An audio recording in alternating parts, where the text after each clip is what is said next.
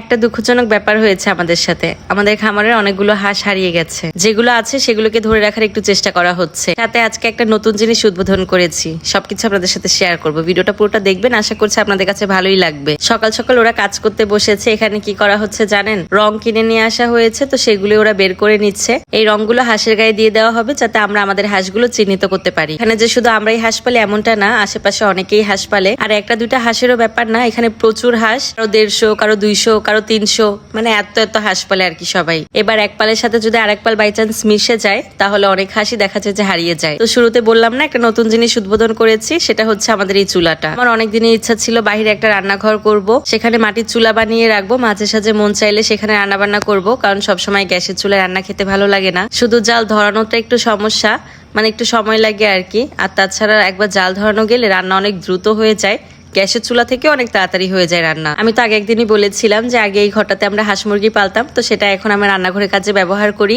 আমি ঢাকায় থাকতে এই চুলাটা বানানো হয়েছে, মানে লোক এসে বানিয়ে দিয়ে গেছে। আজকে প্রথম এই চুলায় কিছু রান্না করা হচ্ছে। ঈদের দিনই এই চুলায় রান্না করতে চেয়েছিলাম, কিন্তু তার আগে যেহেতু বৃষ্টি হয়েছিল, চুলাটা ভিজে ছিল, ভেজা চুলায় জাল জ্বালাতে পারতাম না, এই কারণে আজকেই রান্না শুরু করেছি। কয়েকদিনের গরমে যেরকম জাল দেওয়ার জিনিসও শুকিয়ে গেছে, সেরকম আমার চুলাটাও শুকিয়ে গেছে।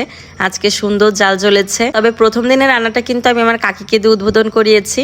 কাকি বলতে আমার পাশের যে প্রতিবেশী থাকেন তার কথা বলছি। কোনো কাজ আমি না পারলে কিংবা আটকে গেলে কাকিকে খবর দেই, কাকি এসে আমাকে বুঝিয়ে দিয়ে যায় অথবা ধরিয়ে দিয়ে যায়। তো আজকে চুলাটা জ্বালাতে পারছিলাম না, কাকিকে বলাতে কাকি এসে জ্বালিয়ে দিয়েছে। তারপর একটা তরকারিও রান্না করে দিয়েছে। ডিম আর আলুর পাতলা ঝোল রান্না করা হয়েছে শুরুতে, আর এখন হচ্ছে কলিজা ভুনা করব। আমার এই ঘরটা এখনো কিছু কাজ বাকি আছে, যেরকম নিচে শুধু পাকা করা হয়েছে। আমার ইচ্ছা আছে যে আমি এই ঘরটায় টাইলস করে দিব। তারপর এখানে পানির ব্যবস্থা নেই, মানে পানির দরকার হলে আমার বাইরে কল থেকে পানি নিয়ে আসতে হয়, তো সেটাও একটু ঝামেলা। এই কারণে ভেবেছি যে পাশে একটু বেসিনের মতো করে দিব, যাতে পানি আনতে আর বাইরে যেতে না হয়। তারপর রান্নার জায়গার পাশে একটু খাবার খাওয়ার জায়গাও রেখেছি, মানে রান্না শেষ করে ওখানে বসে খাওয়া দাওয়া যাতে করা যায়, তো সেই জায়গাটাও একটু কাজ করতে হবে। মোটামুটি কিছু প্ল্যান আছে, তো আশা করছি যে কয়েকদিনের ভেতরে সেগুলো করে ফেলতে পারবো। ঈদের ছুটি শেষ করে এখনো তো লোকজন সেভাবে কাজে লাগেনি, যখন তারা কাজ শুরু করবে তখন আমিও আমার ঘরটা মনের মতো করে গুছিয়ে নিব।